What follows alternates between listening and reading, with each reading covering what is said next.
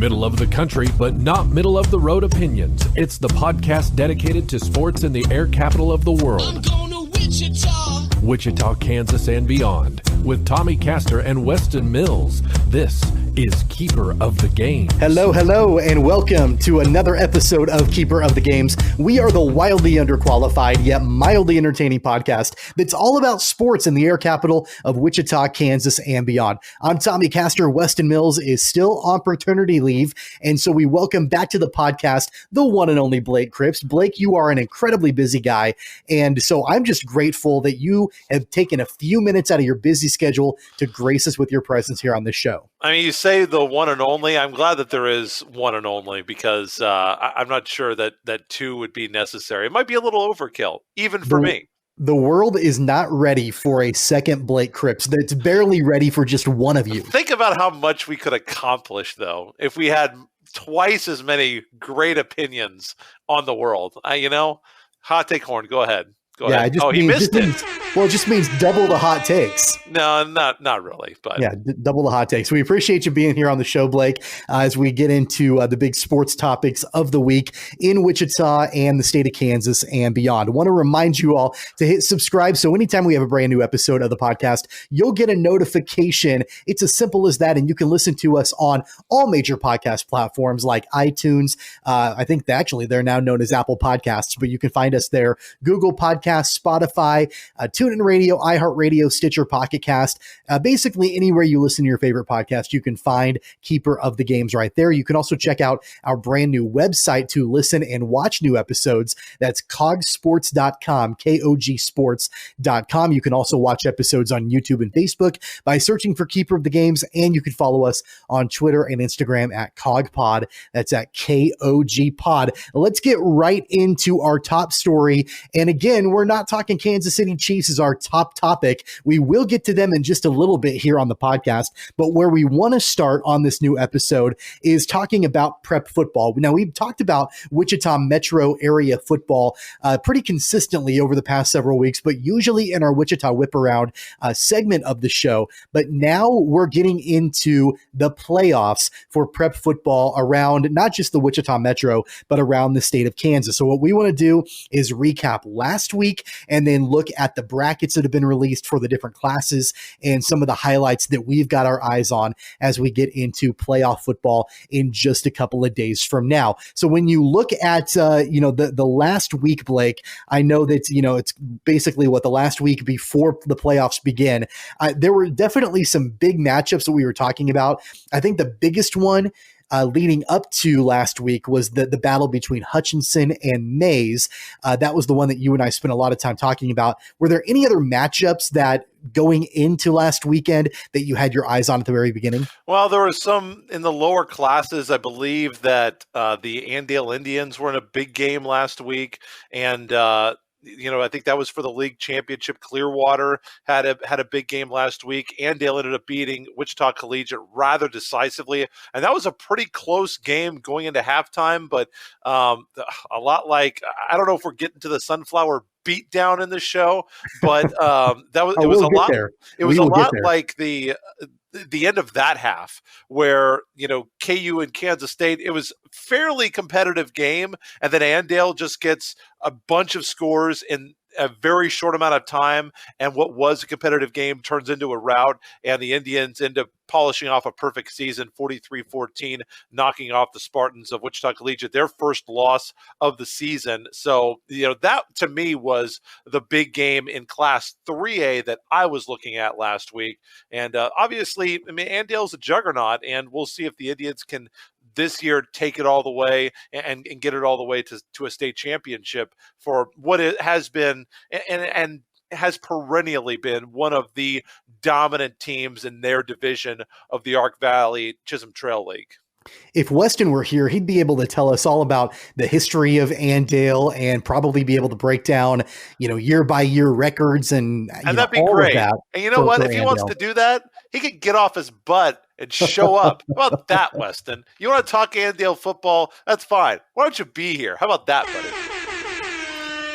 That's 2 hot take horns in less than 5 minutes. So you're already that's a fact. You are already on a roll, Blake. No, obviously Andale is an incredibly dominant program. They have been for a long time. And when we get, a little bit further into this discussion, we'll break down the Class 3A bracket as we get into the first round of the playoffs. Going back to the game that I was most interested in at the very beginning, looking forward to last week's, matchups, definitely the Hutchinson and Mays matchup.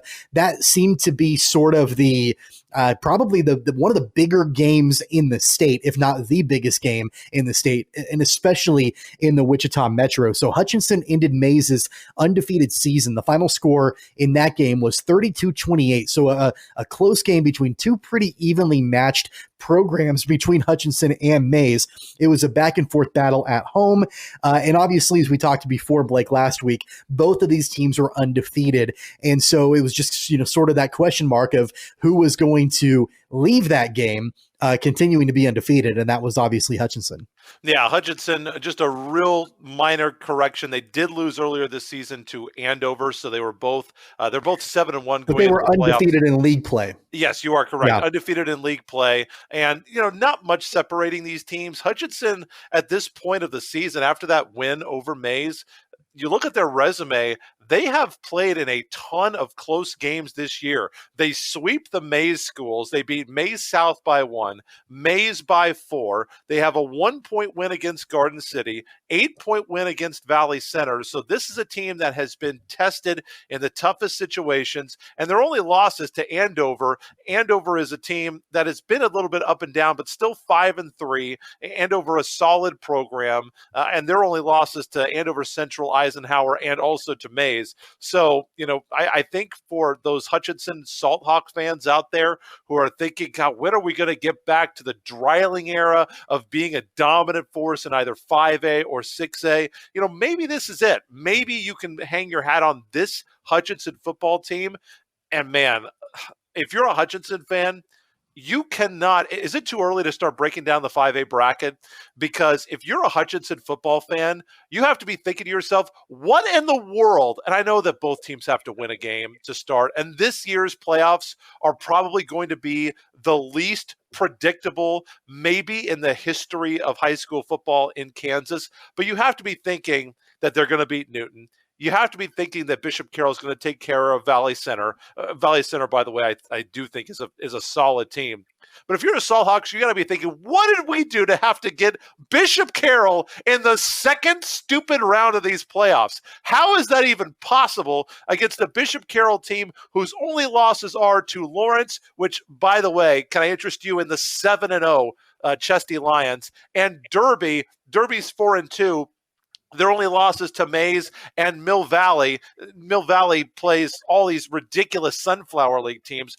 Critically difficult schedule, playing out-of-state teams. They've only lost to one Kansas team, Gardner Edgerton. If you heard of them, they're in the 6A playoffs pretty much every year. So you have to be thinking for the Salt Hawks, what did we do to get the Golden Eagles? This is going to be possibly, and like I said, you cannot overlook any team. And I think that both Bishop Carroll and Hutchinson could lose their first-round games. I do not want to go ahead and put these guys past Halloween, but this will be the renewal, if it happens, now that they're both in the same class, a renewal of some historic Dreiling, Salt Hawk, Allen Shuckman, Bishop Carroll, huge sub-state matchups, district matchups, when these two were going head-to-head before Shuckman finally broke through for a state title in 2012. Salt Hawk fans and Bishop Carroll fans, I think, have a lot of respect for those two programs. So this is going to be a pretty huge matchup if they both reach the second round of the playoffs. But as I said, both teams have very losable games in the first round. But, when I look at the 5A bracket, that's the game that I want to see. Hutchinson, Bishop Carroll back. I don't think that they've played since 2011 against each other. That would be an incredible matchup, but a lot of work to be done by both squads to get there. Well, and let's even take it a step further, Blake, because if Hutchinson can get through the second round, they could very well face Mays again in the third round. And this is a team that they barely beat last week. So, the I don't want to say the deck is stacked against the Salt Hawks, but yeah, definitely, it's a tough bracket to get to. That is a preposterous Western bracket, absolutely ludicrous bracket this year in 5A for football on the Western side. Absolutely incredible how much strength there is on the Western half of the state this year. We'll break down the 5A bracket here in just a couple of minutes, but staying in 5A, another team that has made the playoffs and another team that had a big win over the weekend or last weekend. How about Cape and Mount Carmel? We've talked quite a bit on this program, Blake, about the Weston Sharts era. Clearly, that was the right move to bring in Weston Sharts to Cape and Mount Carmel. Last season, and I know that you know this, and I know a lot of people know this, but I have to state it for the record, just as a reminder. Let's not forget that the Crusaders finished the season last year with a record of 2-7. This year, they're 6-1, and they're the 4 seed in Class 5A West. So definitely a huge turnaround, especially when you consider, Blake, that last year the Crusaders tied for the fewest wins in program history in more than 50 years. And clearly that was enough to bring in Weston Sharts and get the turnaround started, and they absolutely have done so this season. Yeah, that year was certainly not indicative of the Dan Adelhart era. I got to know, I have to give Dan Adelhart a lot of credit because I was the Bishop Carroll guy on the radio covering the football games for so many seasons. And he was always very gracious to me, even though I was the Holy War, the hated rivals radio guy. He was always very fair with me, always very gracious with his time for pregame and statistics before the games. And I really like Dan Adelhart. He had a great run at Cape and Mount Carmel. I had a sub-state run, made it to the semifinals. I believe they lost to Blue Valley, something like 2014 or 2015. Just good, had a tough loss to Salina South at Salina back in 2014. Just could never quite get over the hump. And of course, as you probably know, those Cape and Mount Carmel fans have been waiting for a win in the Holy War for quite some time now. And you bring in Weston Sharts. That loss was the only loss that Capen's had this year, just by 3 points. I do want to point out, just for the record, that their win over Liberal was a 1-0 win. The Redskins had to forfeit that game because they didn't have enough players. I believe that was due to coronavirus. But some pretty historic programs that they have played. Capen absolutely crushed Garden City, absolutely obliterated them, 56-0. Pittsburgh, typically a very strong eastern half of the state school in Class 5A, blew them up 49-0. Blew out Dodge City 42-0. I question the strength of schedule a little bit. Obviously, with the Greater Wichita Athletic League not fielding a full schedule, Capen and Bishop Carroll kind of breaking off early and deciding that they were going to play, even as USD 259 decided that they were going to peel back that schedule for the public schools. Not quite as difficult of a schedule as maybe they would have had. Boy, wouldn't you have loved to have seen Capen and Wichita Northwest this year? I'm not sure if they were scheduled to play, but that would have been a tremendous game. Would have loved to have seen Capen versus Heights or South. But I really respect what Coach Weston Sharts has done. He is destined for the Wichita Sports Hall of Fame, in my opinion.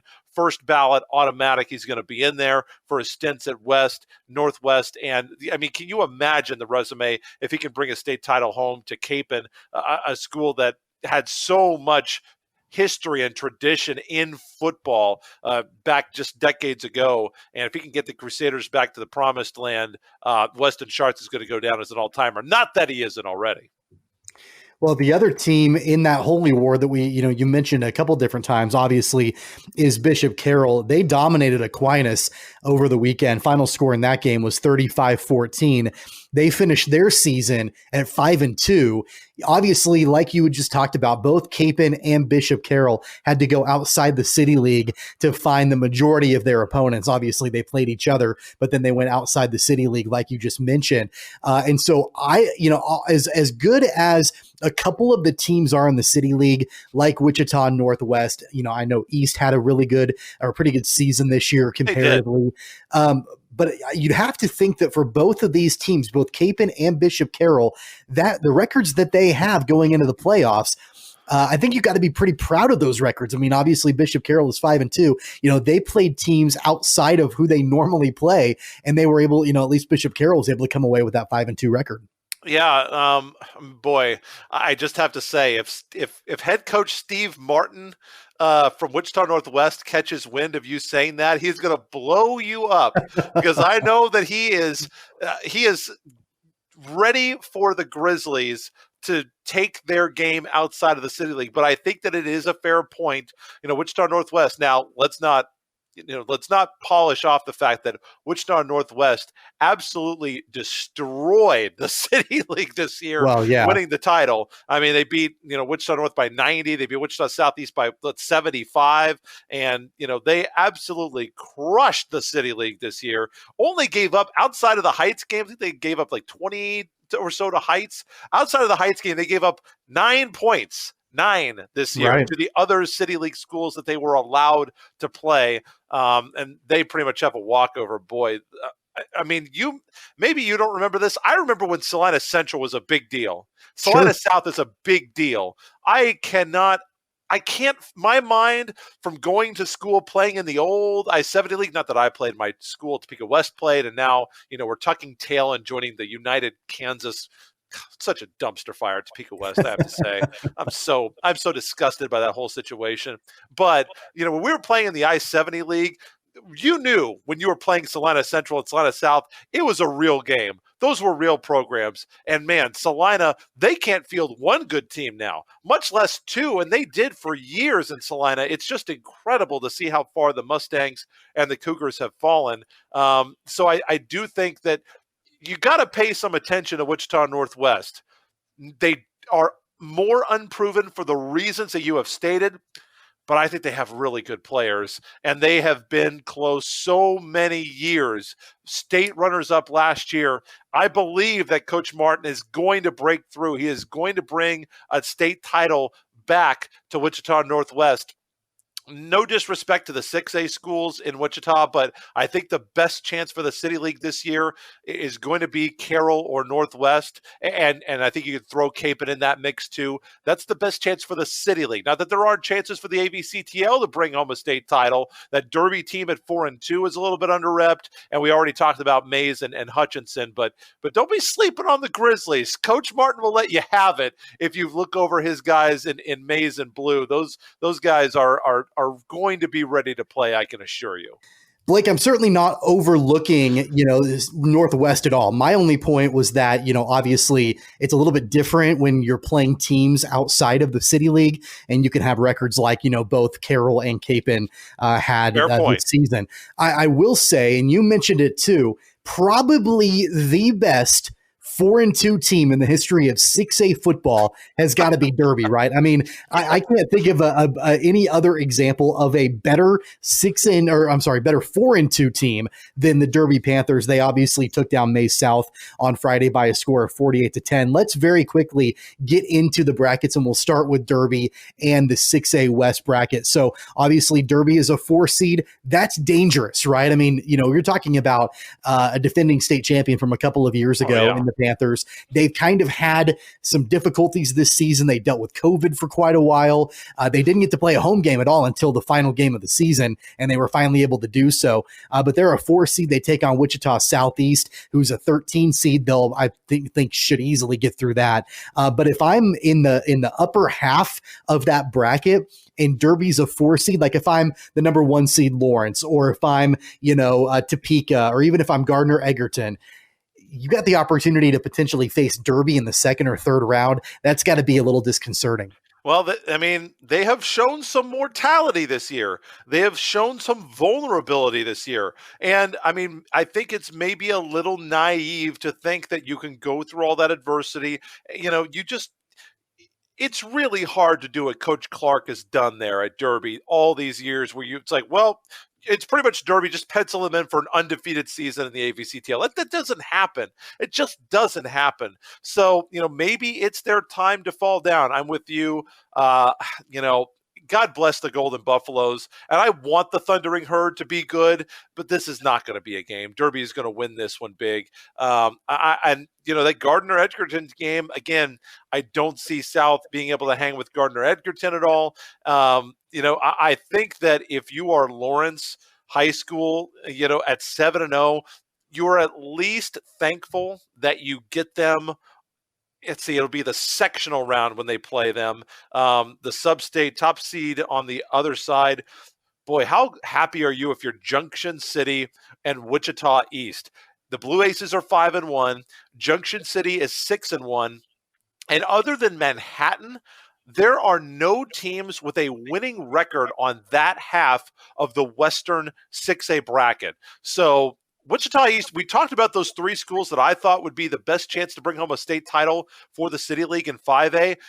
Maybe I'm disrespecting Wichita East because I was going to say, don't sleep on the Blue Aces. I probably should not. When you look at the bottom half of that bracket, I don't see a team that can beat Wichita East until you maybe get to Junction City in the third round. I just don't. I totally agree. They're going to get past campus.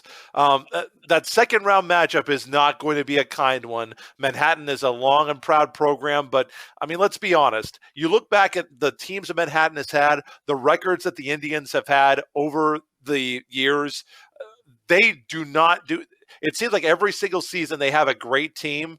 They choke at some point in the playoffs. I can't remember the last time the Manhattan even played for a 6A state title, much less won a state title. So, I don't have faith in Manhattan to come out of that side of the bracket. I think that it's going to be the teams are going to be Lawrence, Derby, one of those two from the top side, and I've got Junction City and Wichita East. My dad actually kind of keeps track of the Topeka schools because he's up there. He said Junction City's looked really, really good this year. So I think it's going to be probably the Blue Jays and the Blue Aces going for the right to go to sub-state and probably playing the winner of the Chesty Lions or the Derby Panthers. That is a heck of a Final Four. And I'm not saying I'm an expert here. I'm picking chalk in high school football. Well, so I think the most telling thing in all of that is that you're telling me you don't envision, you don't see when you look at that bracket any kind of upset in the Final Four. You're looking at the top four seeds being there. In this,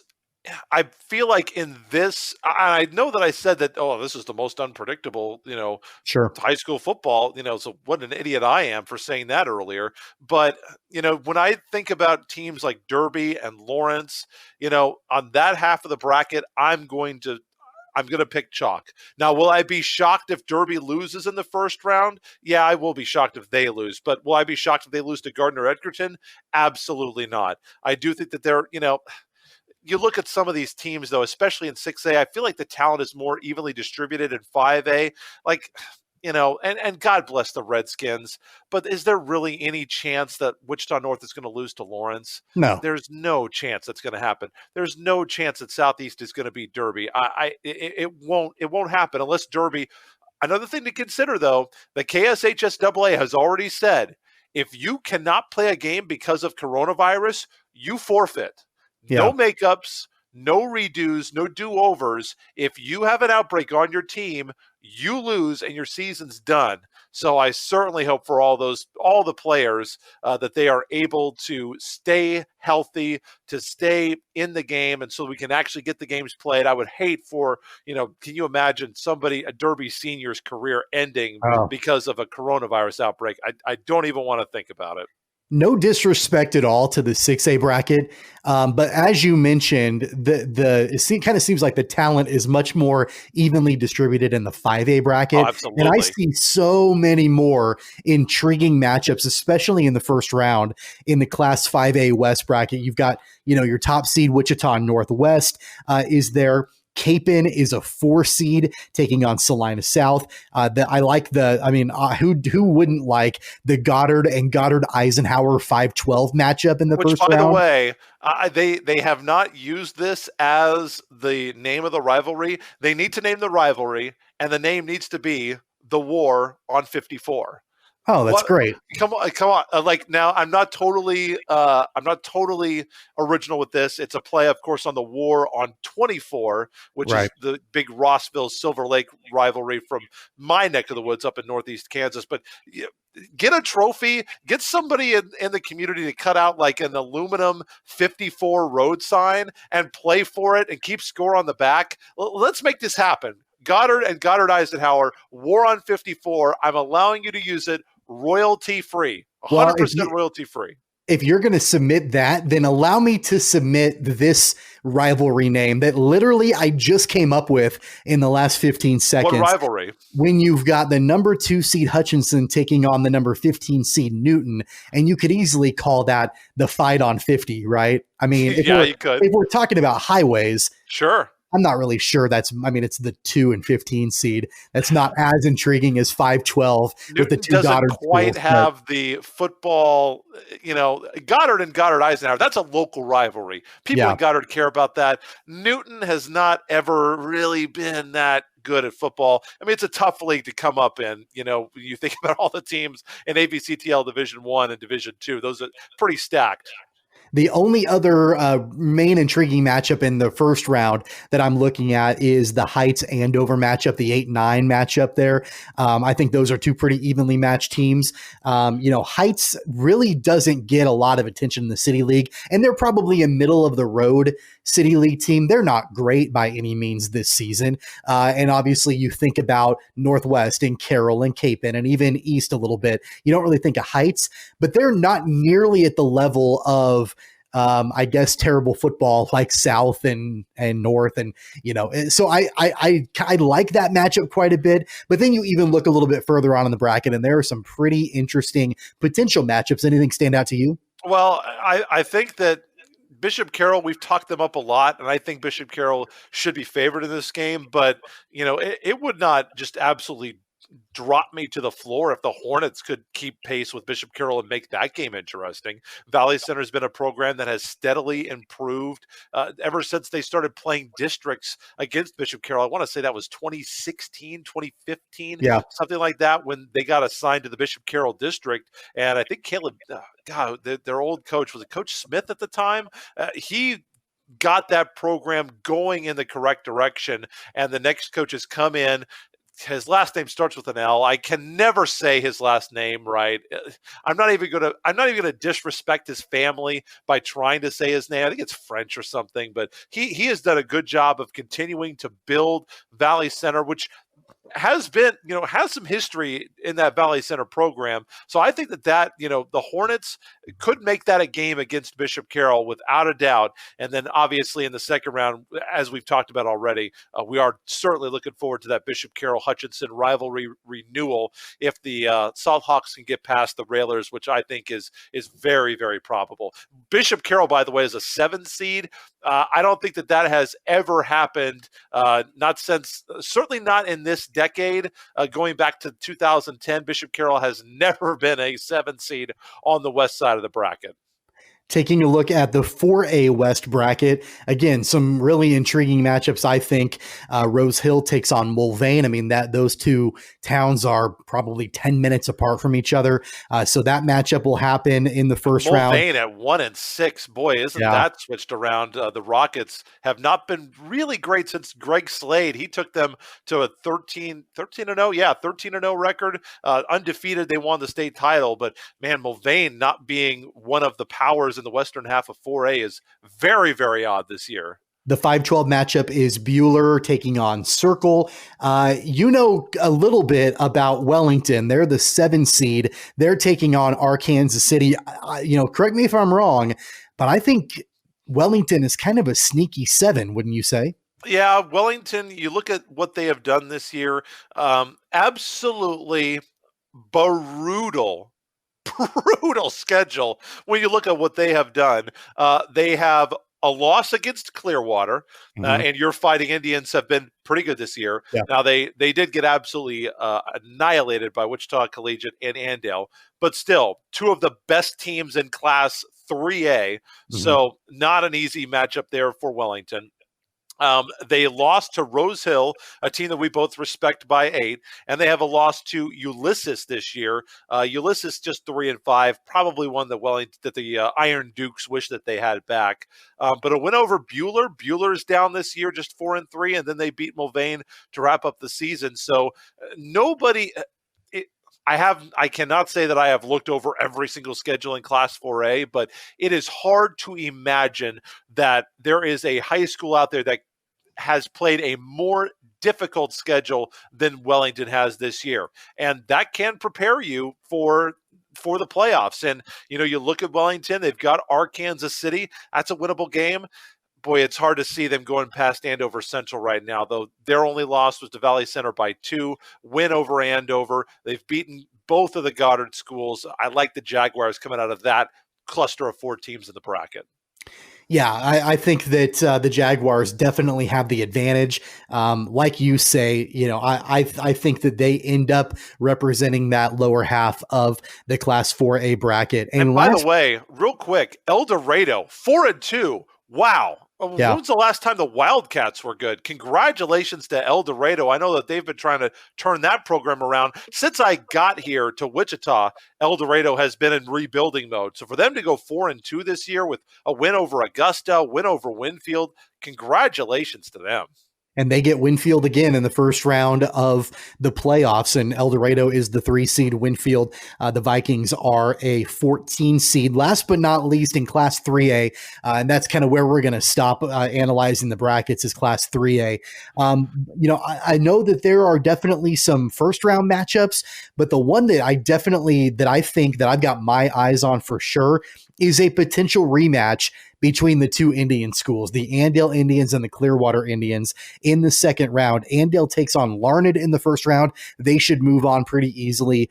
No issues there. And then Clearwater plays Holcomb. I don't know much about Holcomb. I do know Clearwater had a pretty good season, but a potential second round matchup for the Fighting Indians of Clearwater and, of course, the always dominant Andale Indians. That ought to be fun. Well, and boy, you better not just pencil in Clearwater into the second round because of how the bracket is for 3A on down. It's geographically district-based, so it's not seeded based on record. And so you've got, the number 2 out of the district, Holcomb, and Clearwater's number 3 out of their district. So that's how they match up. And you've got a 7-1 Holcomb team against a 6-2 Clearwater team. I just hate that they have to play that early on when there are other lower ranked and lower record teams available. I feel like it could have been spread out a little bit better. So yeah, a tough matchup for Clearwater. That certainly would be a very intriguing matchup in that round of the playoffs. And on the other half of the bracket, boy, you got the undefeated, a team we haven't even talked about. I know that we just expect that Andale's just going to run all the way to the state championship, and they might, and that's who I would pick. But Cheney is undefeated. The Cardinals are undefeated, and that game in the second round, they play Halstead, and Wichita Collegiate's got Pratt. Boy, the Greenbacks.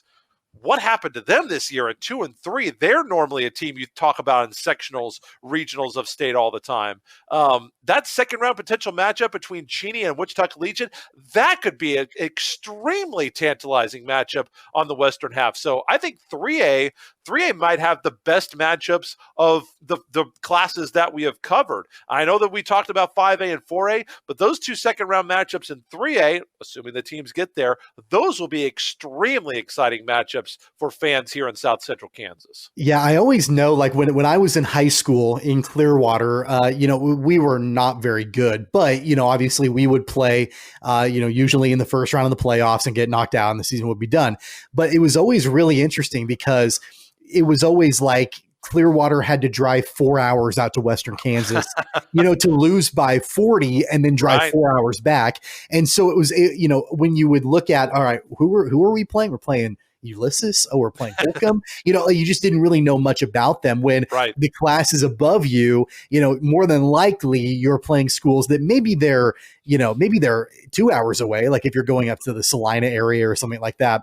But really, when you start to get into Class 3A, especially, is when you start to see those really long road trips, just the way geographically it's set up. But no, I agree with you. Those second round matchups in Class 3A or potential ones are going to be interesting to keep an eye on for sure. Any final thoughts on the brackets before we move on?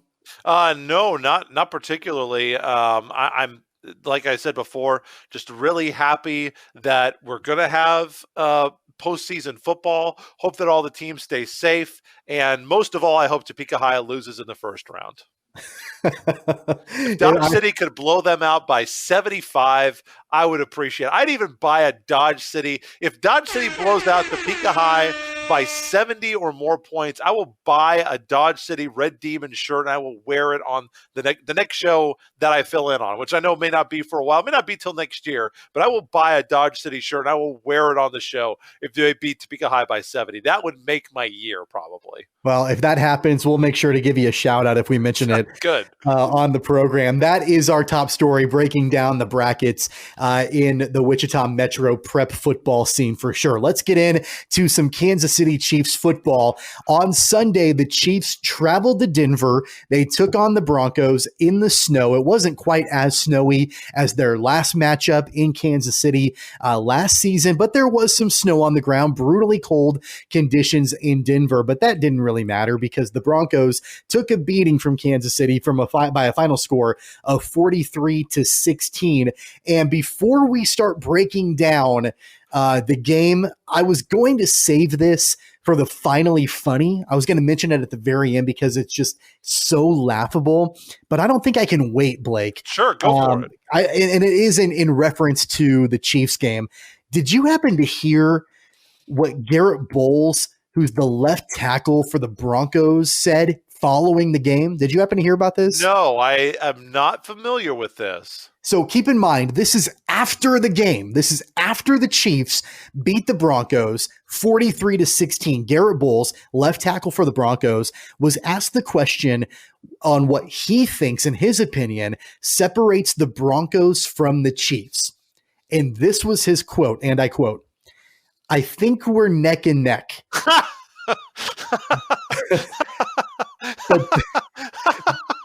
Hold on. There's more. I think we're neck and neck, but that's just me personally. I don't think there's anything that makes them more spectacular than us. Really? End quote from Garret Bolles after the Broncos are thumped at home by the Chiefs 43-16. Well, your first thoughts on that game, Blake? Well, let me suggest that maybe the reason that you're not as good as Kansas City might have to do with the fact that through one less game, you have scored 92 fewer points than Kansas City has this year. Maybe that might be a suggestion that I would have as to what separates the two teams. Maybe it might be number 15 in red and gold. Do you have a Patrick Mahomes on your team? Because I don't see where it is. Denver is trash offensively. They are no good offensively at all. The Chiefs weren't even threatened in this game. And the sad thing is, the Chiefs won this game 43-16. They dominated this game. The Chiefs didn't convert on third down. They had no third down conversions. Do you know how bad your team has to be for you to get blowed out, absolutely assassinated, and they didn't convert a third down? Are you kidding me? So what are you talking about, how the teams are neck and neck? Your offense is terrible. How about you try blocking somebody for a change? What an asinine comment that is.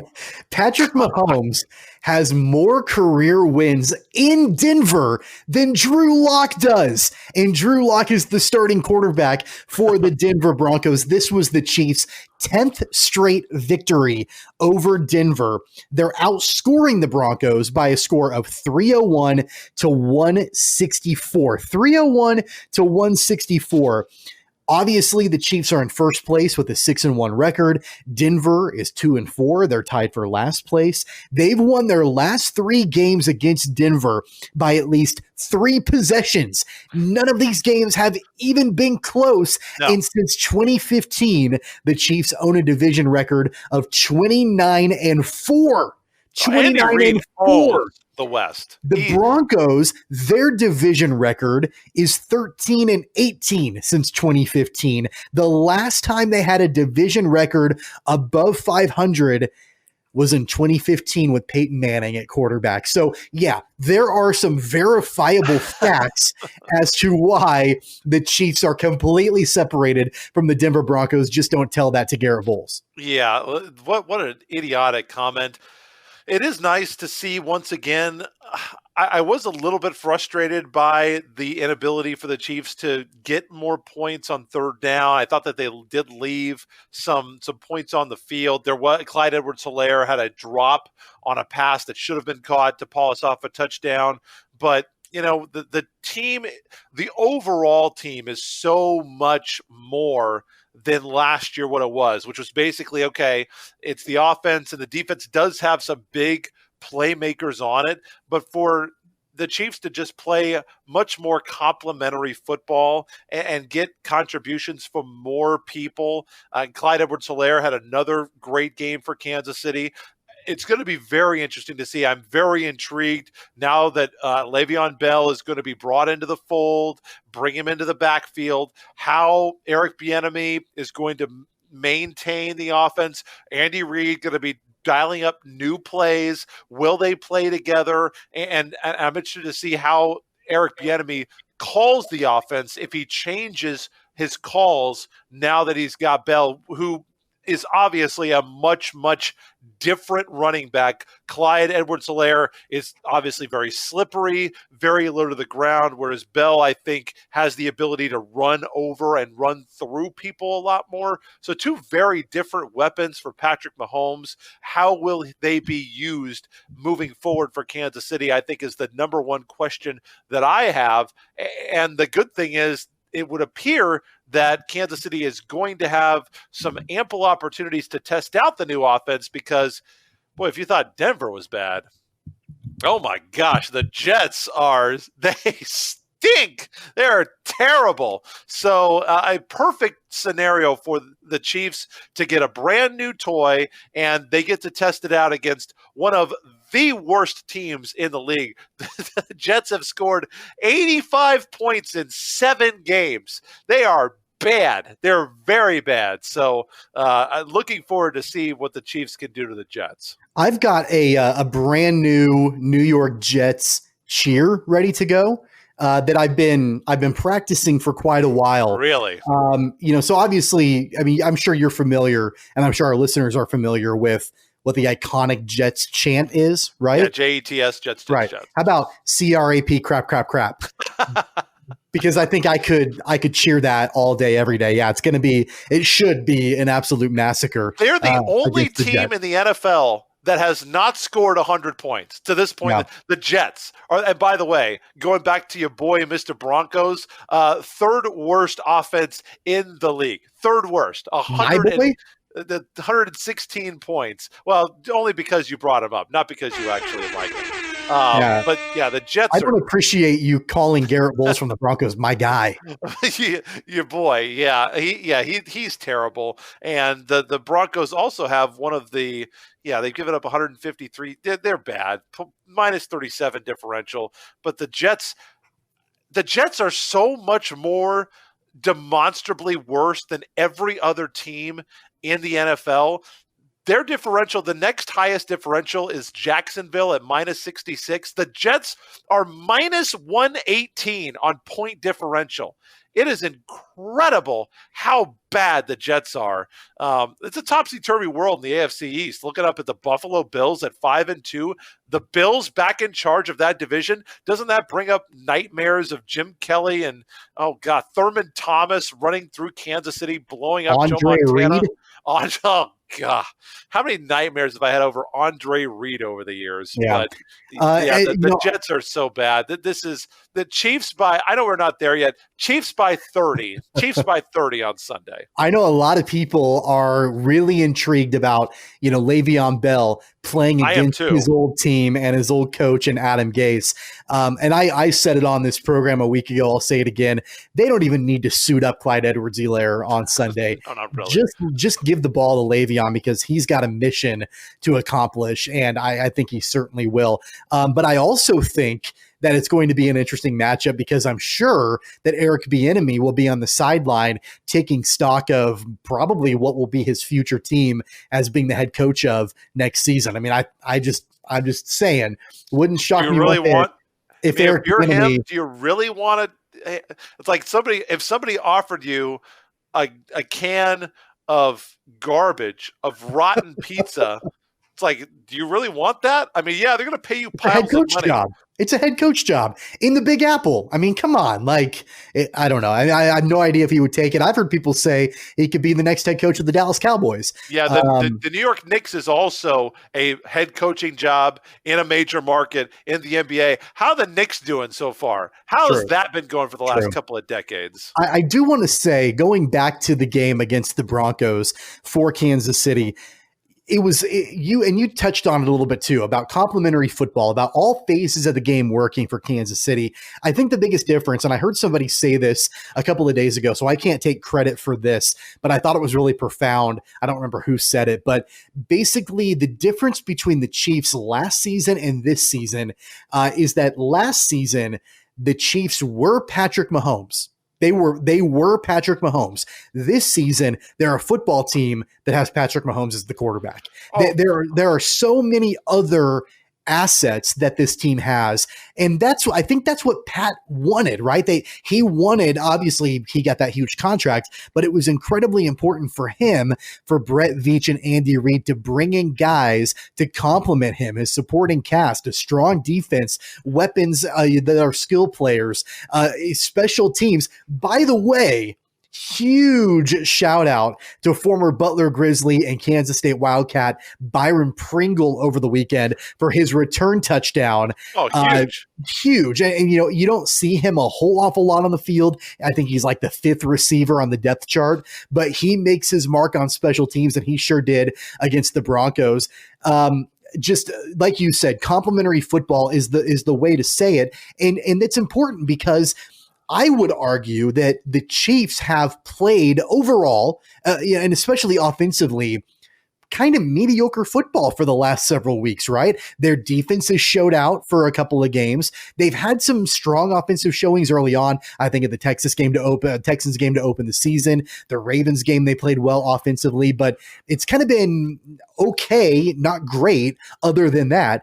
But they've got so many other weapons to win games. They're basically daring these other teams to pick their poison, and the Chiefs are going to do what they need to do to win the game. I mean, you look at the Buffalo game, they ran for like 250 yards on the ground. This last game against the Broncos, it was special teams. I think the Jets game will be a blowout, but it shows just how versatile and just strong all assets of the game are for Kansas City. Well, and you look at one of the better games that the Chiefs have had this year was against the Raiders, and they lost that game. They scored 32 points in games in which Patrick Mahomes has thrown for under 250 yards, and there are already 4 of them this year. Chiefs are 4-0. Chiefs are 4-0 in those games. I would have never guessed that Kansas City could win like they are winning, and beating some quality teams. Not that Denver fits into that, but, a win over Buffalo. Patrick Mahomes only throws for 225. He only threw for 211 in the win over Houston. So, he's got the capability to go for 350 like he did against Baltimore. But I like the fact that the Chiefs are finding ways to win without it being Patrick Mahomes or bust, and they are going to continue to do that, even though he may pass for 6,000 yards against New York, because the Jets will have no resistance to what Kansas City is doing on Sunday, so he can start to pad the touchdown numbers a little bit and keep that touchdown streak going. So you say Chiefs by 30, right, against New York? 0.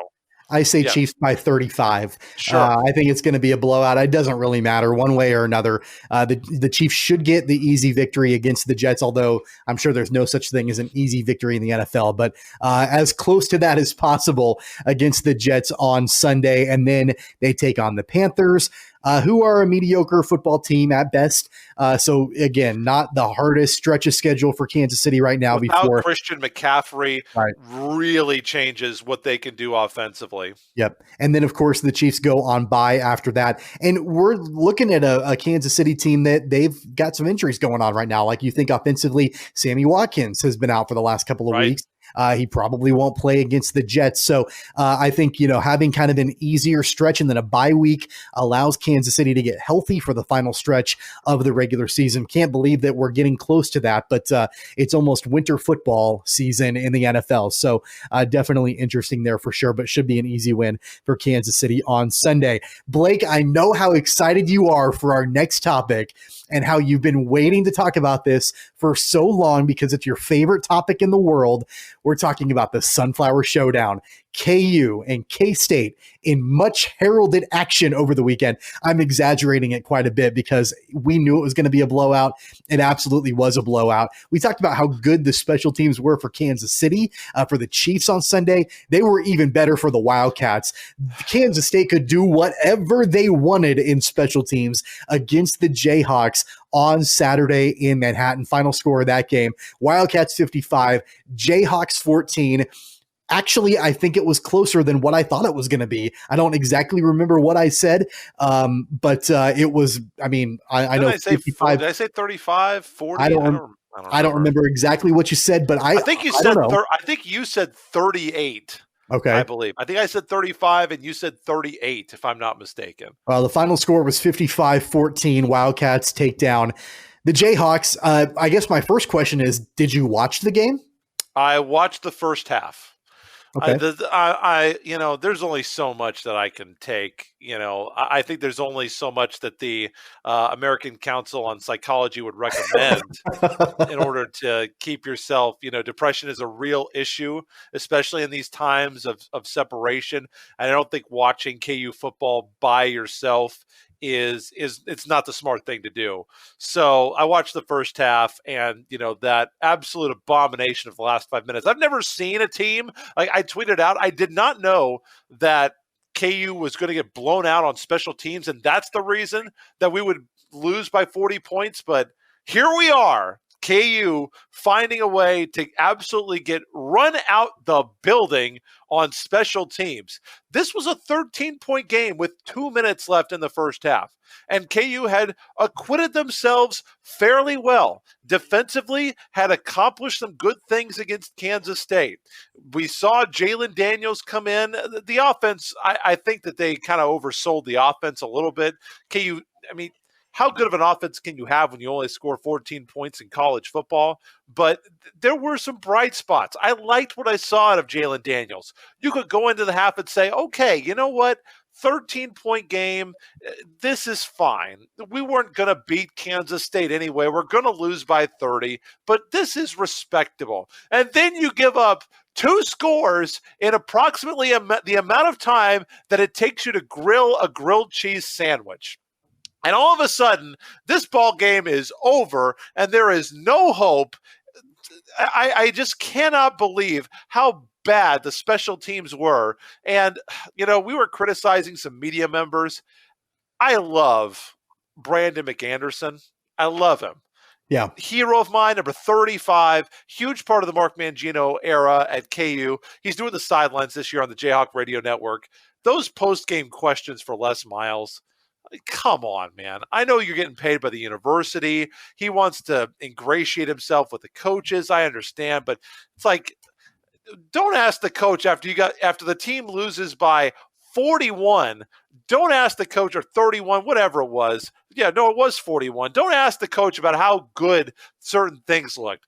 How good could they have possibly been in a 55-14 loss? Okay, don't just stop with all the sugarcoating and all this garbage. I'm kind of tired of that. I really am. When are you going to take the next step and look at where you actually are and not what you hope it's? Yeah, Jalen Daniels was great. Yeah, the defense did play well at times. Whatever. You lost by 41. Sweep that stuff under the rug and tell me, when is it going to get better? please. Because that was some of the worst special teams in the history of college football, certainly at KU. It's so bad, and just gave themselves no chance to win. You almost knew when that punt went off with 5 seconds left in the first half. You knew, like, oh, Kansas State's just going to try to take this back to the house. You just knew it was going to happen, and there it was. You want to know when KU football is going to put it together? If you talk to Les Miles, he says as soon as maybe this Saturday. Oh my gosh. And I know that and this is one of my favorite things to do on this show when you're on it, is I like to read quotes. I did it earlier in this show, and then I like to get your response on it. And so I think it might have been one of those softball questions from Brandon McAnderson, but this is Les Miles' quote. I'd like to read it to you if I may. Oh, go ahead. And I quote, "We're a good football team." No, you're not. There's more. We're a good football team. We've got talent, good coaches. We are going to put it together. When you see glimpses of how it's run, where it looks extremely functional and efficient, you can see the guys. Mason Fairchild made a great series of catches. He's a young sophomore. That's just an example. I think we're at a time frame where we're a little nicked at the perimeter. When we get healthy, I think that I think that somebody will find a very talented team that is ready to play, and that is hopefully this Saturday we're about to play. So if you talk to Les Miles, he's telling you that really the reason is that they're a little bit nicked at the perimeter. Oh yeah, that's why. Other than that, when they get healthy, they're a really good football team, and they are probably going to put it together this weekend. Your thoughts on that? Really? So they're being nicked on the perimeter. Is that the reason? So is that going to get KU to convert better than 1 out of every 5 third downs? If that's going to make up the difference, really? Is that going to make up the difference for KU only averaging 3 yards a carry? Is that going to make a difference? Because I don't think it is. The KU has 9 fewer touchdowns passing, 3 passing touchdowns the whole season. You're telling me that the wide receivers are going to make up this difference? They're averaging 2 yards per play less than their opponents. So they've been outscored in the first half 127 to 27. And you're telling me that wide receivers are going to make up 100 first half points? Come on, Les. I mean, I want your team to be good. I want to love your team. I want to cheer for your team. I want your team to have success. When I wear my KU stuff out on Saturday, my Kansas football shirt, I want people to look at me and say, you know what? There's a guy that respects his program, not, man, what the hell is that guy doing with that shirt on? I want this. Don't tell me how close we are. Iowa State's going to cream KU by 30 this weekend. What are you talking about? We're this close. What games are you looking at? And despite all of that, you know, you look at what KU has this year. You think Velton Gardner is going to be the guy? Really? You think without Puka Williams, we're going to be putting up some numbers against anybody? Come on, Les. I will say we won't even talk about the fact that Les Miles says that Puka told him that he will be back in January to play another season. If Les Miles believes that, right, I've got oceanfront property in Arizona to sell him. That's never going to happen. If Puka Williams does that, they should put him on the Ring of Honor. Yeah. Because he will be the most selfless Jayhawk in the history of Kansas football. There is no reason for Puka to come back. He doesn't owe. Let me be clear. I mean, he was recruited by Beatty, wasn't he? He doesn't owe KU 1 more yard. He doesn't owe KU 1 more second of his time. We have wasted 2 years of Puka Williams, 2.5 if you count this year. Puka doesn't owe us anything. We owe Puka a debt of gratitude for the exciting plays and for the fact that he was able to throw a mirage on this dumpster of garbage that we call Kansas football and actually make us feel like we were watching a real football team at times. Because that's all it was. It was an oasis where Puka Williams was the king, and that's it. Okay. Well, and here's Luka the other doesn't thing owe us too. anything. The other thing too is that, you mentioned this last week on the show, and I wholeheartedly agree with you about how you should never boo the players themselves, especially in the college ranks. Not even as bad as this team Right. is. Totally agree with you. You got to look at the coaches at this level. You have to start looking at them. 100%. And when you look at special teams, you talked about it at length. KU, I'm just going to flat out say it, shit the bed in that game. And that is, you look at the coaching for that. Why in the world are you kicking the ball to Phillip Brooks? Why are you punting to him when he's already burned you and he goes and does it again?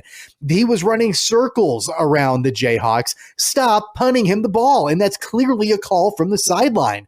There was, or a lack of a call of, hey, we need you to punt it away from him. Like, I know KU had punter issues and they were switching back and forth, due to injuries from a couple different guys, but that's inexcusable. I watched a majority of this game and I saw the same thing with Les Miles that I've seen all season long. And what I saw for a majority of last season, you see a coach that looks lost out there. He looks confused out there. He looks inept out there. That's sad because Les Miles is a national championship winning coach. Les Miles is a Hall of Fame coach. Les Miles is a heralded coach, a legendary coach. He looks like a shell of his former self on the sideline. On the flip side of that, and we can debate that another time, but on the flip side of that, it was so telling to me when you look at Chris Kleiman on the sideline for K-State. Dynamic, involved, passionate, supportive. He was in the moment. He was coaching his team as hard as he could. Adjustments. It's the Sunflower Showdown at home. I know the situation is different because of COVID, and it wasn't like Bill Snyder Family Stadium was packed to the gills, but he was still playing coaching in front of his fans, his program's passionate fans, and you could feel it. And you've not been able to feel that with Les Miles at all. Hats off to the Wildcats. We've spent all this time talking about how bad KU is when really we should be focusing our time. Yeah, I agree. I 100% agree. I'm not talking about KU the rest of this show. Right. Deuce Vaughn is a tremendous player. 81 yards through the air, 74 on the ground. He lost 3, but he had a touchdown. I think Will Howard is playing fairly solid football right now. For Will Howard, I think what Kansas State fans want is, they want to see, can he go down the field? Yeah. Can he make that throw down the field like a Colin Klein could? Because Colin Klein, I think, was a predominant run guy, but he had accuracy down the field. He can stretch the field. And maybe Howard is not quite ready to do that. I think that's the next step in the evolution of his game. Howard did have 2 completions of over 36 yards in this game. 36-yarder to Vaughn. I think he had a 37-yarder to Taylor, I believe. Had a very good completion percentage. Kansas State, I thought, played very well defensively. I really like to see Wyatt Hubert up there on the front line for Kansas State. 6 tackles for loss for the Wildcats. And, running the football for KU was basically non-existent. They averaged 2.9 yards per carry, which I don't think is necessarily all on Velton Gardner, by the way. Right. The blocking was not particularly good. KU had to get a little bit predictable because they got out of the game so fast. And we already went through the special teams numbers, which were absolutely incredible, in terms of the returns for Kansas State. Punt return average for Kansas State, 4 punt returns for 189 yards. I thought 47 yards per return. You said you weren't going to talk about KU anymore on this show. I'm talking about the punt returns for Kansas State. 47.2 average punt return for the Wildcats. I think I was listening to the broadcast. God bless Brian Haney. Love you, Brian. But I love Wyatt Thompson too, even though I'm a KU guy. I should have listened to Wyatt Thompson's broadcast because I think that Brian said on the Jayhawk broadcast that Kansas State over the last 15 years, I think they lead the country in special teams touchdowns. That was always a Bill Snyder staple with his son coaching the special teams. Yeah. And Coach Kleiman obviously has kept that up. They don't have a special teams coordinator at Kansas State. They have the position coaches all have a piece of coaching the special teams, and it shows. That's why a lot of people call K-State special teams U. They really are now. Les Miles, I'm going to say one more quote from him to that point. I can't wait. He said, and I quote, "There were a couple of returns that were just unbelievable. It looked like the floodgates had opened, and suddenly everybody that had a ball punted to them was going to score. Then stop punting the ball to them, punt it out of bounds." But there was never an adjustment. The bottom line is that when you look at next week, the Wildcats can continue to stay undefeated in the Big 12. They travel to West Virginia. The Mountaineers are down this year, so wouldn't be surprised to see the Wildcats move to 5-0 undefeated. No, they should be West Virginia.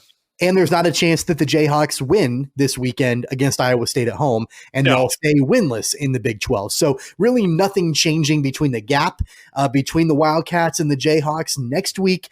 But it was so telling during that game in Manhattan about how different these programs are and how one is clearly ascending and the other one is, I think, still looking for the bottom. Every time you think it can't get any worse, it absolutely does, which is a shame for sure. Let's go ahead and transition away from the Sunflower Showdown, because if we talk about it anymore, I'm going to literally throw up. One real quick thing, though, because I do want to talk about throw up.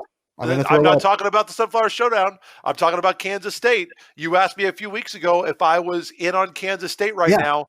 You look at Kansas State, 4-0. They're in first place. Kansas State has a real chance to run the table in the Big 12. They've got West Virginia, then obviously the toughest test is going to be Oklahoma State and Iowa State, back-to-back games. I think that Farmageddon game might very well decide the Big 12 championship. Baylor, don't have any faith in them. And Texas, who knows what Texas team is going to show up week to week. The Longhorns, after being a top 25 team, such a disappointing. Is there a more underperforming football team in the country than Texas year in and year out? They're always hyped up like, oh, the Longhorns are going to be back. Stop showing me this. Put this away. The Texas has not been relevant since Mac Brown was there and Vince was dancing over the pylon. Texas gives you so much more than any other team before conference play starts. I'm sick of hearing about Texas. They're the Dallas Cowboys of the college ranks. They're 1,000% in that way. It's all hype. That there's no substance, and that's the way it always is. But Kansas State is for real. They have a very real shot right now to win the Big 12 and win out. I do think they beat West Virginia. So in 2 weeks, when they play Oklahoma State and Iowa State back-to-back games, that is those are going to be massive, massive games for the fans in Manhattan. Let's talk college basketball for KU and K-State very briefly. The Big 12 released their schedule in the last 24 hours from us recording this program. The one thing about college basketball scheduling is that just when you think that things are settled, it all gets switched up again. So there could very easily be additional changes as we continue to go on. The first thing that is not schedule related at all, but is worth mentioning, is that at least at Allen Fieldhouse, it has been announced that 1,500 fans will be allowed to attend home basketball games for the Jayhawks. You'd have to think that, 1,500 whittled down from 16,300, that probably changes home court advantage a little bit for the Jayhawks, right? Oh, I mean, what a crappy way to lose your sellout streak in the middle of, God, I don't know how many games it's been, over 300, I think. What a terrible way to lose the sellout streak to coronavirus. To not have 16,300 in there. It'll be like a women's basketball game. At least we get games. At least we I get agree. games. It's better than not having the games at all, but it will be odd. And, all I can say is if you're going, you need to cheer as loud as the other 15,900. No, it'd be 1,500 are going, so it should be like 14,800. You better make up for them, okay? Because just because they're not there, and I think Bill Self had a good quote. He said, we didn't just win because we had the best building or the most fans. We won because we have pretty good players. Right. And, that's not going to be different. I think this is still going to be a very exciting KU team. But if you are lucky enough that you get to go as a student or a fan, if you're not ready to bring it with your voice, then stay home and let somebody else take your seat, okay? Because obviously, I think KU could probably sell out a 20,000 seats. Whenever we have to tear down Allen Fieldhouse and rebuild, maybe Bill Self wins a few more championships and we're building Bill Self Fieldhouse, there are going to be 20,000 people who will buy up season tickets. So feel lucky that you have the privilege in order to go out there, cheer for the Crimson and Blue. And like you said, very thankful that I know that the Kansas State, Wichita State fans are all very thankful that, they're going to get a season of some form, it would appear. So huge scheduling news for the Jayhawks that broke just a few hours ago from John Rothstein that Fort Myers has emerged as a location to host a multi-team event to kick off the season. The Jayhawks are confirmed, according to sources, as a participant in that multi-team event. And according to these sources, they will play Gonzaga on the 25th of November. Is the 25th Thanksgiving Day? It's right around Thanksgiving. It might be the day after, but I don't have my calendar in front of me. The 25th is Wednesday. That'll be the day before Thanksgiving. So according to these sources, they will play Gonzaga to kick off the season the day before Thanksgiving. That is a massive matchup to kick off the season with Kansas and Gonzaga. So that's kind of where that stands. And then, but that has not yet been announced by the university, just by sources. But then you follow that up with the Champions Classic, which looks like it is still a go. Wherever it's going to be. And as of right now, KU is scheduled to take on Kentucky on December 1st at a site yet to be determined. We don't have time to get into the circus that is ESPN and the bubble that they were going to do, and now they're not going to do it, and now the whole thing is in limbo. We don't have time to get into that. Who knows? But the bottom line is that it looks like the Champions Classic will continue to be played against Kentucky on December 1st. So the Jayhawks could conceivably start the season with Gonzaga and Kentucky in about a week span with one another. A couple huge non-conference matchups to start the season. Oh, yeah. I mean, you're going to find out a lot about your team very early. I mean, obviously, you go back to last year and playing that game early on. It will be different this year because normally KU does get those two MIAA exhibition games. Last year they played Fort Hays State and Pittsburgh State, and then lost to Duke by 2 when they committed a program record 37 turnovers in that game. Results may vary very early on, but I mean obviously playing that game against Duke, I mean they went 28-3. They went 17-1 in the Big 12. It doesn't, I never like hearing from these people, if you play that early, it can damage your team's confidence. If you got a good team, they're going to bounce back. Right. And I think that if you play strong opponents like KU does each and every year, they then went to Maui, won the championship over a damn good Dayton team last year. Outstanding, probably Obi the Toppin best. Was one of the best college basketball players I've seen in a long time. That Dayton team, I watched that whole game because that was around Thanksgiving and I was home for the holiday. I watched that team this is not a miniature program. This is every bit as good as Wichita State has been, every bit as good as Gonzaga has been, as Villanova has been. This is just as good as Kentucky. These guys could beat Duke. Period. You play teams like that, even if you don't come out on top, it helps you. And it helped that team last year. They had confidence. They played extremely well down the stretch of the season, won the Big 12 championship, regular season, and in the conference tournament. Obviously, didn't ever get to finish that. But, for KU, play those hard games early. Schedule is as difficult as your team can handle. It helps you down the stretch, 100%. Those are not the only tough non-conference opponents that are on the schedule right now. KU's also scheduled to play Creighton. Creighton could easily be a top 10 team as we get into next season. So that's a huge matchup as well at Allen Fieldhouse. North Dakota State is on the schedule, Omaha and Tarleton State as well before the Jayhawks get into Big 12 play. Right now, it looks like the Big 12 schedule will kick off in December, which will be a little bit different, a little bit interesting to see a couple of conference games before Christmas. Then K-State, on the other hand, they are going to be kicking off the inaugural Little Apple Classic, where they'll play Drake in Colorado around Thanksgiving as well on the 25th and the 27th. And they're also going to be hosting UMKC, UNLV, and Milwaukee before they get into their non-conference schedule as well. Any thoughts on the Wildcats releasing their schedule? I know this brand new Little Apple Classic is set to replace what they were planning on doing originally. And so they were able to get Colorado and Drake to come to Manhattan. Well, I mean, I think Kansas State fans will like to see that historic Kansas State matchup, but there's a lot for this Kansas State team that we don't know about. We talked about, Kansas State or KU and what you're going to have. I think for Kansas State, there's a lot of unknowns that they have got to work through, and I think that the lack of an exhibition, might hurt them a little bit more than it will hurt an established program like Kansas. You look at Kansas State right now and their roster, their number one scorer, Snead, he's gone off an 11-21 team.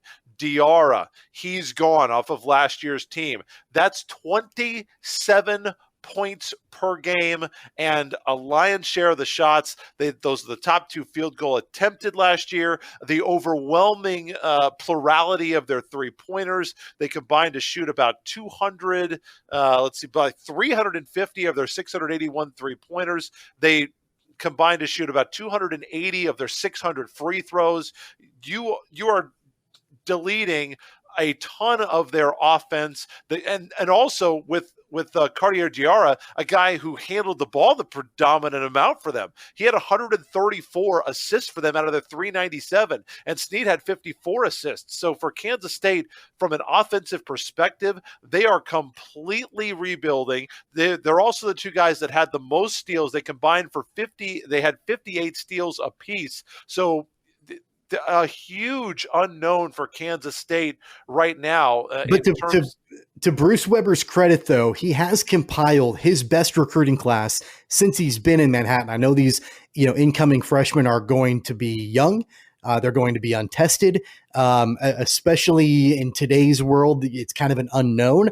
But to his credit, he has compiled a pretty good recruiting class to come in and try to eventually replace those guys. Yeah, they're down their top three scorers. They're down their leading rebounder, and in fact, their three leading rebounders are all the same guys. So for Bruce Weber, it's going to be a trial by fire, and probably okay that they're not playing the type of schedule that KU is. Quite frankly, the Wildcats aren't ready for that kind of a schedule. So for Kansas State fans, I feel like this may be a little bit of a bumpy road, and it's always weird because it does seem like the seat for Bruce Weber at Kansas State, whether fair or not, is always a little bit warm. Doesn't it seem like that? Yeah. Well, and I would say that without this recruiting class that he's got coming in, I think the seat would be a lot hotter after the 11-21 record last season. But I feel like.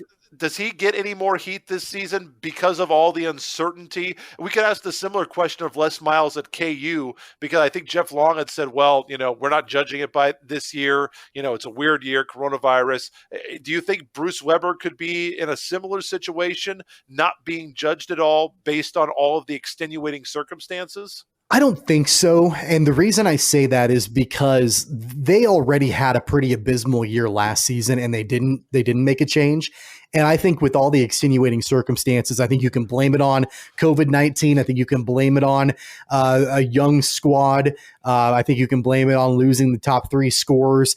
Let's let this group gel a little bit. I think this season he's okay, but next season, if there isn't marked improvement, it might be a little bit different for Bruce Weber. But, again, so much is unknown with everybody. And, who knows if these schedules will even be accurate 24 hours from now. I mean, there's really no way to tell. And looking at Wichita State right now, I mean, the Shockers don't even have a schedule posted yet for 20. We're still waiting. And obviously, in a future week, I know that you and West will be breaking that down when the Shockers schedule is finally. Shockers may not even have a coach, leading up to the season. We don't know that either. We don't know for sure. We didn't even talk about that on this program because there's really nothing new to talk about. Yeah, nothing to talk about. But we're a couple weeks, we're about 3 weeks, past the original article coming out, and there's still no decision that's been made. So that is kind of lingering as well. It's kind of in limbo. There's just a whole lot going on that we don't know about. And I would say that in a future episode, and maybe it's an episode we can have you back on,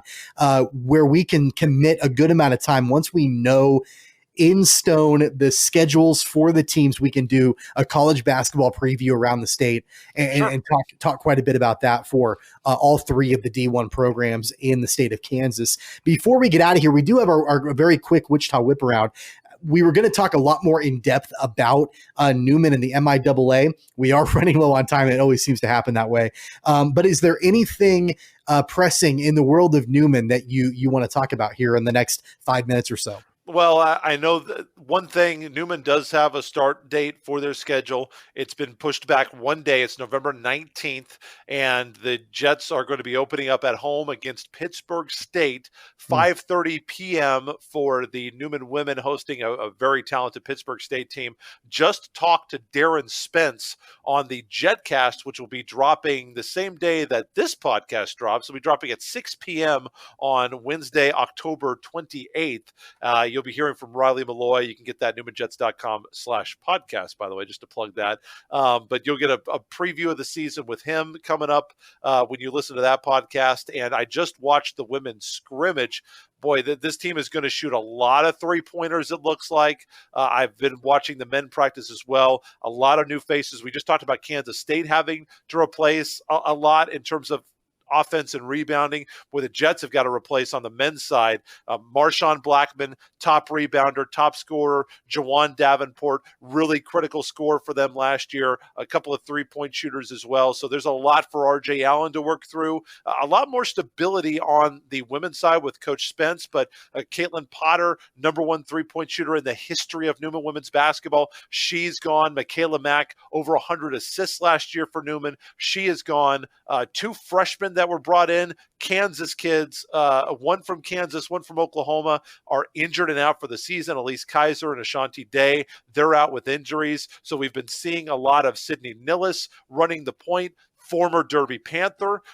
She's been running the point a lot in practice. Expect to see her to play. Amani White, the freshman from last year, now a sophomore from St. Louis, has looked very explosive off the dribble in practice. So for Newman, they're going full speed ahead. November 19th is the date. And I know that we're covering the Jets because they're the Wichita school, but we got a lot of Emporia State, Fort Hays State, Pitt State, Washburn alums down here in Wichita. November 19th is now the date, and all of the games for the MIAA are going to be Thursdays and Saturdays, and the Wednesday games have been kicked off this year, and that's to accommodate testing so that you can test on Monday, get your results back on Wednesday so you can determine who is safe to travel for games on Thursday and Saturday. So that is the plan right now. But as you said, there is a lot that is subject to how the virus, how it goes this summer in Kansas and Missouri and Oklahoma and in Nebraska, what testing is available. If the cheaper tests are available, the schools can do more testing. That might change things. So obviously it's still a lot to go through for the MIAA, but as of right now, we're only about 3 weeks away from the start of MIAA basketball here in Kansas and around the area. Whatever it takes to get games in, I guess, is the important thing. So if you have to accommodate, they put me up on the concourse at Fugate, which I'm not going to be happy about. But as I said, if that's what we got to do to make the show go, then that's what we have to do. We're going to do whatever we need to do. We'll have the games for you on the Newman Jets audio network, newmanjets.com/listen, if you'd like to listen to the play-by-play coverage all season long. And, as I said months ago when I was guest hosting with you in Weston, I was just praying for them to be allowed to play. And if they are allowed to play, that's all that I want, is because it would be a crime, especially for the women who have so many four-year seniors on that team, and the men have one as well. It would be a crime for those kids to not get a full senior season. It's not going to be the senior season they deserve with all the fanfare, homecoming, senior day, the big crowds. But to not be able to have a season at all would just be devastating. So as of this point, I'm so thankful that they are going to get to play. Well, we already did our Finally Funny to wrap up the show when we talked about Garret Bolles from the Broncos. We did that earlier in the show. So we don't have to worry about doing that at the end, but we do have a very quick Wichita whip around to get to. Shout out to Buddy Hield, NBA player and former Sunrise Christian Academy player and Oklahoma Sooner. He was back in Wichita just a couple of days ago to get his jersey retired. He's the first player in Sunrise history to receive that honor. I have to tell you, Blake, I went to the KU Oklahoma game in Allen Fieldhouse 4 years ago, 5 years ago, whatever that was. Overtime game? Triple overtime game. Triple overtime game. I remember watching that. I was in the building for that game. I've watched a lot of basketball on TV, in person, broadcasting it as a fan, whatever. I have never seen an individual performance like I saw Buddy Hield put on in Allen Fieldhouse against the Jayhawks. Now, ultimately, KU got the win, but Buddy was making everything he looked at. It was stupid, the shots that he was making, and it was so impressive that as he was walking off the court, the fans at Allen Fieldhouse gave him a standing ovation as he left. So just a huge honor for Buddy Hield to come back to Wichita, where it all started at Sunrise Christian Academy, and have his jersey retired. Nobody more deserving, and I guess I'm a little surprised that they haven't had any jerseys retired, but certainly I cannot possibly think that there is anyone more deserving than Buddy Hield. What a job that he has done getting himself into the NBA. Obviously, one of the all-time greats at Oklahoma, coming back for all 4 years. And you're right, that is certainly one of the memorable performances in Allen Fieldhouse by anyone, including all the greats that have been wearing Kansas across the chest. That's got to be one of the top 5 performances individually in the history of Allen Fieldhouse. And, shout out to Sunrise Christian Academy. I mean, obviously, Buddy Hield is probably or arguably the most famous alum to ever come out of that program. But they're consistently sending players, to D1, D2, high-level college programs to play to play basketball. So shout out to them. And we could probably spend a lot more time going through the history of Sunrise and talking about how great of a program that is. But to see a guy like Buddy Hield come from that school and then do the great things he's done in college and in the NBA is pretty impressive. Yeah, probably something in Wichita that doesn't get quite the coverage that maybe you would expect with the amount of success that they have had and the players that they have brought through. Absolutely tremendous job up there by the guys at Sunrise Christian Academy. And they just seem to find guys that they bring in. And what they've been able to do is nothing short of extraordinary. And Buddy Hield, obviously, a very rich part of that tradition now. So that's our very quick Wichita whip around, wrapping that up here on Keeper of the Games. And that's going to wrap up our show here for this edition. As we look forward to our next episode, I'll just be flat out honest. No guarantee that we'll have an episode next week. There's a lot going on. Weston is obviously still out. Blake, you're an incredibly busy guy, so I know you can't co-host next week because next week is election day. Next Tuesday is election day, and I don't, depending on what happens, I don't know if I necessarily want to record a show. And there's probably going to be so much going on in the country that who knows what'll happen. So no guarantee that we actually will have a show for next week. I would imagine that since you've got a pretty pivotal role, at least locally, in the election with your job with the elections office, I'm wondering. Let's not overstate that. I mean, I'm going to be working late. I don't know about a pivotal role, but there certainly are a lot of us at the election office that are working very hard to make it happen, and we'll certainly be very, very busy with that on election day. I'm just wondering. My point in bringing that up is I'm just wondering if because you're so close in that world, if you've got a message to anybody listening about voting on Tuesday. I absolutely do. So if you are thinking about voting, it's currently, let's see, this podcast is dropping on Wednesday. You should think about voting early. Vote, even if you want to vote in person, because I know there's been all this stuff about voting in the mail and the postal service and all that stuff. There are so many ways that you can vote that don't involve you showing up to your polling place on election day or using the mail. Even if you requested an advance by mail ballot, there are drop boxes that the Sedgwick County Election Commissioner has installed all over the county that you have access to. And I'm going to pull up our website here for the map of Sedgwick County. So I'm going to pull that up for you here in just a second. And you can drop it off at our office. That's 510 North Main, that you can drop off your mail-in ballot. You don't have to put a stamp on it. You bring it into a drop box. Those drop boxes are picked up daily.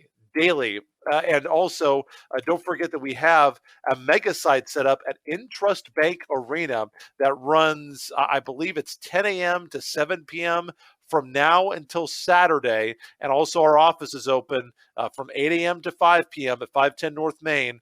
I'm just telling you, if you show up on Monday morning to vote from 8 to 12 at the historic courthouse downtown, it's going to be absolutely crushed. And we're expecting very high turnout at the polls. So if you want to save yourself some time, do yourself a favor, find an early vote center. Those early vote centers are opening up all over the county, all over the city and county tomorrow, and they'll be open through Saturday. And you can go and vote at any early vote center. If you wait to vote on election day, you must vote at your assigned polling place. We've got a website that's got all the information you could want about voting, including where secure drop boxes are located. You can request an advance by mail ballot, find early vote centers. It's all online at sedgwickcounty.org/vote. That's sedgwickcounty.org/vote. A lot of self-service options there as well. sedgwickcounty.org/vote if you want any information about voting in Sedgwick County. Now, obviously, if you're listening to this and you're in another county, you're going to have to check with them. But in Sedgwick County, sedgwickcounty.org/vote. And I definitely don't think that that you or I can overstate the importance of getting out and doing that, whether it's early or on the day of. It's such an important deal, regardless of what your views are, being able to go out and actually making that happen for you. Absolutely. We're less than a week away, from that big day. And so if you're listening and you're on the fence about it or whatever, absolutely make a plan, whether it's in advance or on the day of, to get out and vote. It's incredibly important. November 3rd is the day. The other final thing that I will mention is that obviously Halloween is on Saturday. I thought about dressing up as a KU football fan, but I figured that was scary enough without it being Halloween. So I probably won't do that. I don't want to scare little kids. No, are you dressing up for Halloween at all? When you look like me, you shouldn't disrespect the costume by wearing it. No reason for me to do that. Yeah, no, enough said. Hey, don't forget to hit subscribe. That way, anytime we have a brand new episode of the podcast, you'll get a notification. Again, you can listen on all platforms like Apple Podcasts, Google Podcasts, Spotify, iHeartRadio, TuneIn Radio, and many others out there. You can visit our new website at kogsports.com. You can watch full episodes on YouTube and Facebook by searching for Keeper of the Games.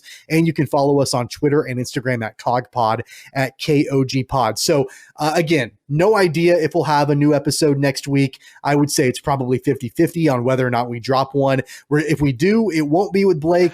We will not be here. We might have something else. I don't know. We'll figure it out. Weston will not be a part of it next week either. So it might be a surprise.